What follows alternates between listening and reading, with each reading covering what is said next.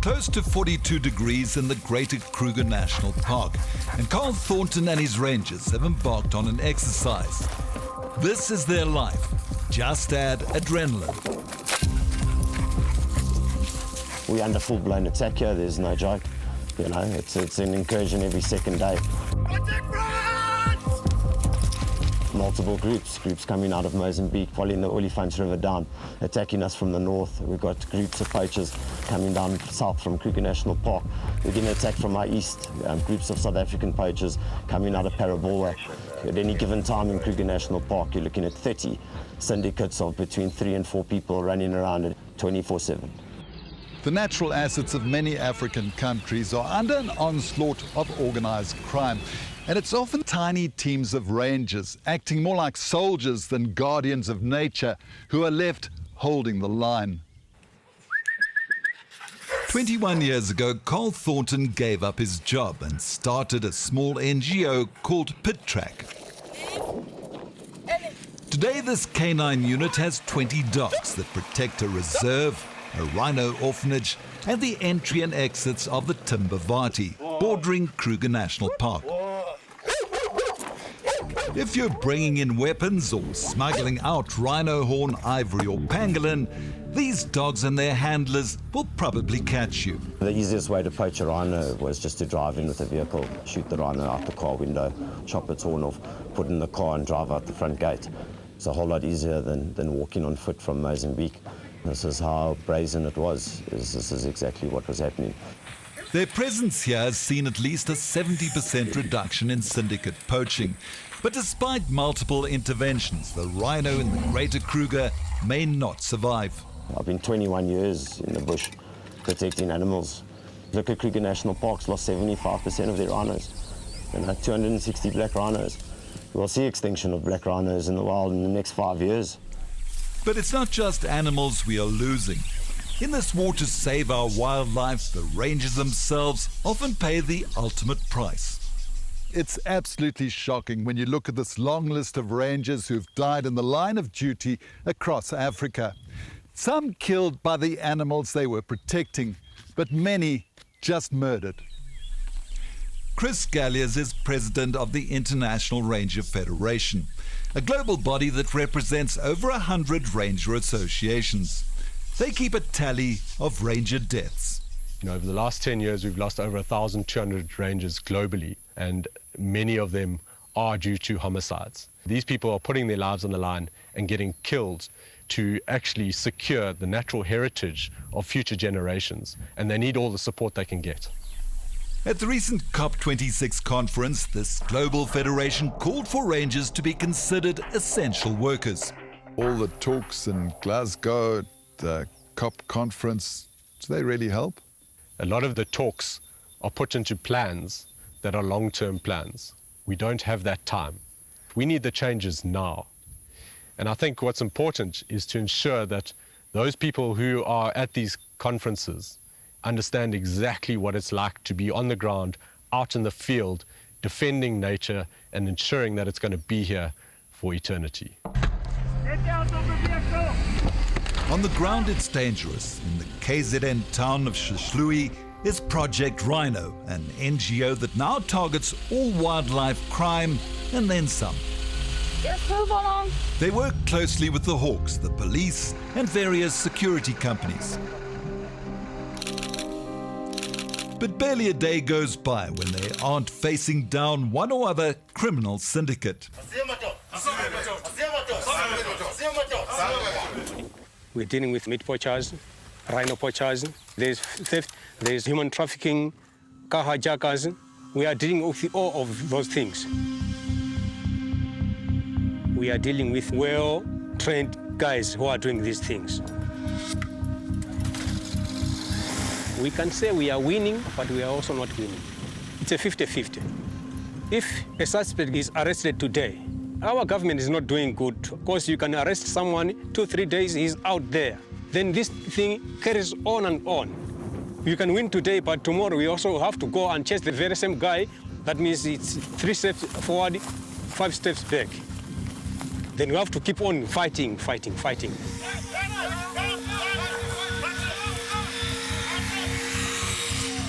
We are making a difference, but in a reserve, maybe we have to do some patrols. We can take out maybe 25 to 30 snares, just one trip. Imagine if those snares are there for 2 or 3 days, how many animals are we going to lose?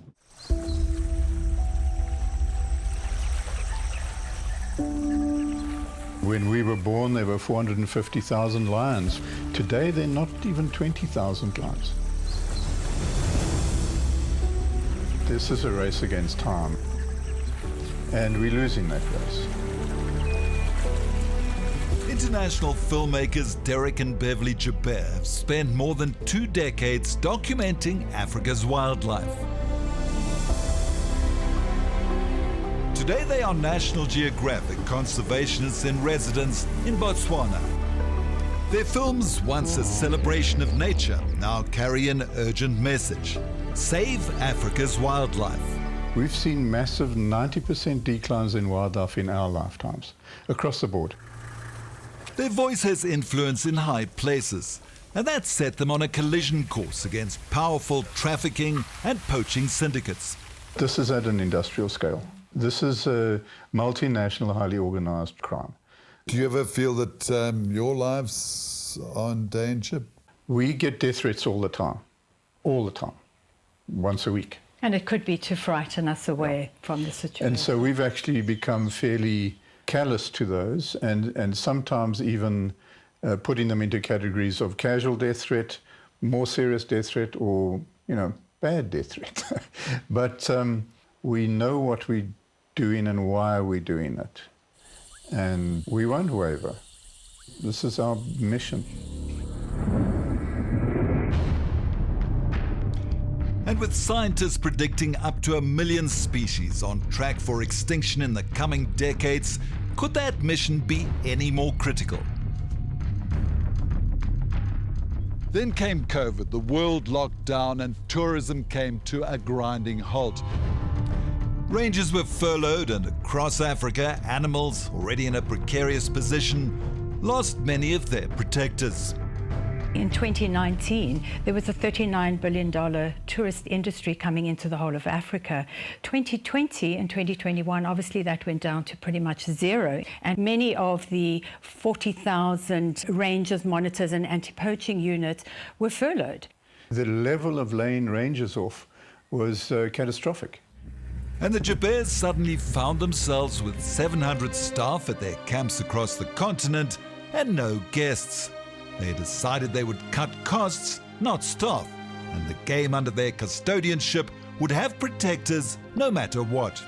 March last year looked left and right and realized that there was going to be a poaching pandemic. Looked at our staff and said, who can drive, who can be out in the field? So I redeployed everybody into anti-poaching duties. And so then we started to look at who else needed help. And everybody needed help. From Bhumi Hills in Zimbabwe across to the lower Zambezi in Zambia. In the DRC, Uganda, Tanzania, private and state rangers were on their knees. Salaries and supplies dried up. Gorillas, giraffe, elephants. You name it, it was open season. If you look at Chukwan in Kruger National Park, lost 14 rhinos in 12 days. At first, Carl Thornton believed he would have to retrench almost all his rangers. It was a difficult time. These international tourists pay a conservation levy, and that conservation levy pays anti-poaching units. It was a picture mirrored across the continent. The 𝗶𝗶𝗴𝗶s now realized that saving rangers was as important as saving a species, and they started Project Ranger, a drive to raise funds to support salaries and supplies. That's helped keep rangers in the field in 9 African countries. In Tanzania, for example, that's saving the giraffe. They had to furlough half of their anti-poaching force. We got them back in again within 6 days. There was a massive wave of giraffe snaring going on. Just in the 6 days, they were out of action. Project Rhino and Pit Track both received vital funds. Project Ranger was a lifesaver. If it wasn't for Project Ranger, there would be nothing left in these reserves to protect. And even as tourism slowly returns, it's clear that rangers across Africa need far more support.